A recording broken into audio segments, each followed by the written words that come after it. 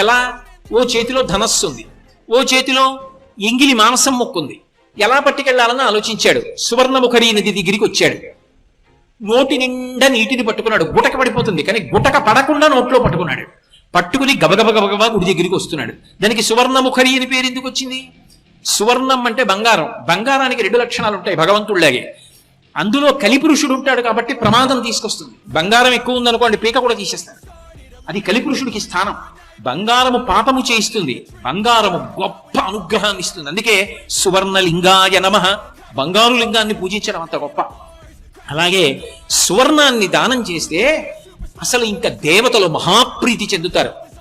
ధర్మశాస్త్రంలో ఒక మాట చెప్తారు, ఎవరికి దానం ఇవ్వడం వల్ల ఎక్కువ సంతృష్టి పొందుతారు అంటే గురువుకి దానం ఇవ్వడం వల్ల. అయితే ఇక్కడ చమత్కారం ఉంది. గురువు గారంటే నిజానికి అసలు బంగారమునందు వ్యామోహం ఉండదు ఆయనకి.